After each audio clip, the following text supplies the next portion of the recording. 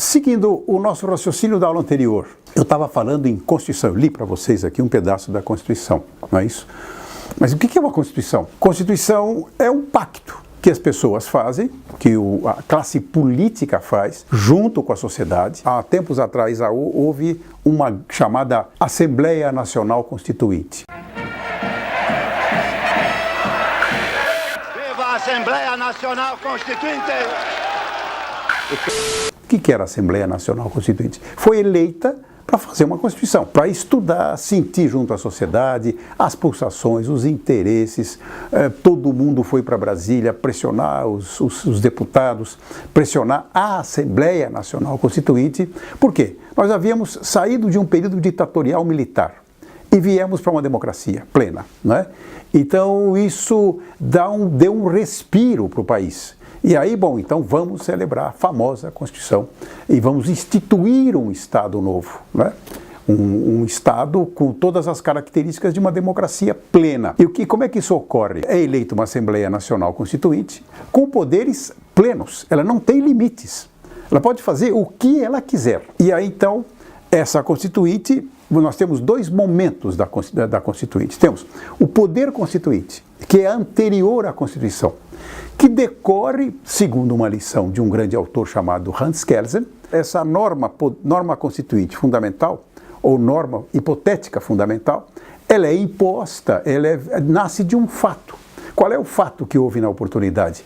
Término do sistema militar, do regime militar, e uma instituição de uma democracia. Então, não havia limites para que isso fosse estabelecido. E a partir daí surge o poder constituído, que é exatamente o mesmo Congresso Nacional, só que eleito não mais para realizar uma Assembleia Nacional Constituinte, mas para ser o poder legiferante, ou seja, para editar normas jurídicas.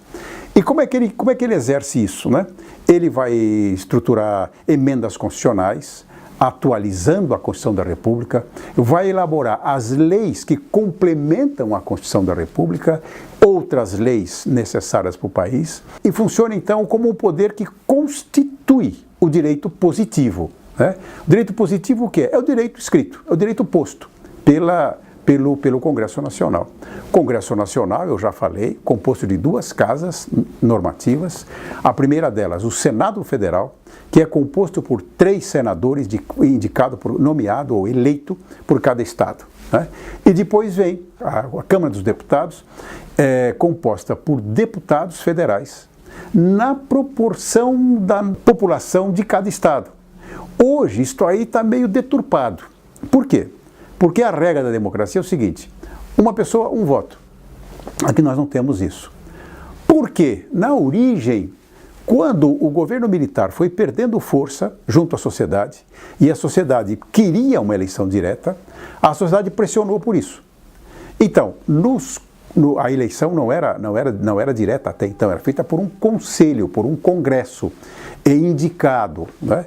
Então o que ocorria? O sistema militar percebeu que perdeu força, então ele transformou todos os territórios nacionais em estados. E aí então foi fácil indicar os senadores e eleger os deputados daqueles estados para compor a maioria nessa Assembleia que iria eleger o presidente da República. E aí conseguiram se manter mais uma ou duas eleições. A partir daí veio uma pressão social muito forte, uma pressão popular, vieram os comícios pelas diretas já, e aí então foi irresistível esse movimento, capitaneado por Ulisses Guimarães, e virou então o término, virou-se a página da ditadura militar e criou-se um novo Estado. Aí é que entra então esse poder constituinte, obedeçam à regra imposta pelo regime militar. Virando a página, obedeçam à regra da democracia livre. Então nós temos hoje uma democracia, temos sistemas organizados, temos estruturas institucionais, temos instituições que funcionam, temos o Congresso em plena atividade, com todos os defeitos que ele tem, que a estrutura política do país tem. Mas, em verdade, isso funciona, é a garantia que nos dá de termos liberdades, de poder falar o que quiser, de pensar, de ter a nossa religião. Isso é a nossa garantia. O governo vai mal, vai mal, todo mundo sabe disso. Temos que a vizinhança de uma próxima eleição para mudar o governo, para ver se a gente consegue respirar alguma coisa mais palatável, uma economia mais saudável, governantes responsáveis, sérios, competentes, né? Mas tudo isso ainda vai passar agora por uma eleição nova. Então nós temos o poder constituinte, que é o de trás, antes da Constituição, e o poder constituído que veio superveniente à Constituição. E nós temos dois tipos de Constituição. Temos uma Constituição formal e uma Constituição material. O que é a Constituição formal e o que é uma Constituição material? Constituição formal é a que nós temos, ou seja, tudo que se coloca na Constituição é matéria constitucional, né?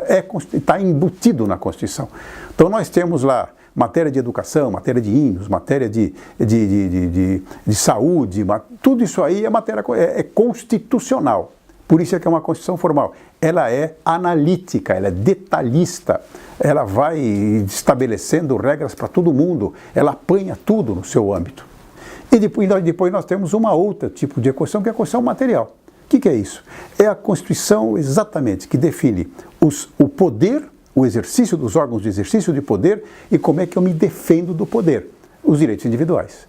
Só isso é que é uma Constituição no sentido material, nada mais. Então, colocar-se ali funcionários públicos, competência de tribunais, saúde, índio, educação, cultura, nada disso aí é matéria constitucional. Isso deveria estar tudo fora da Constituição. É que nós temos desconfiança do governante. Então, o que fazemos? Amarramos o governante em camisa de força. Ele não pode fazer nada. E nós vimos que ele pode fazer tudo. Tanto é que o país está do jeito que está. Não é? Mas, sem fazer as críticas que o governo merece, que a estrutura toda merece, eu estou apenas tentando explicar para você o que é um poder constituinte, o que é um poder constituído, o que é uma Constituição formal, o que é uma Constituição material. Repetindo, Constituição formal, tudo que está na Constituição é constitucional. Constituição material só seria constitucional a estrutura do exercício do poder e os direitos e garantias constitucionais. Tá bom assim? Ok? Se você assistir isso aqui e tiver qualquer dúvida, manda para nós. E na aula seguinte eu respondo, ok? Mas por hora é isso, para dar para você essa matéria toda aí, que dá para você bem pensar sobre os assuntos, ok? Um grande abraço.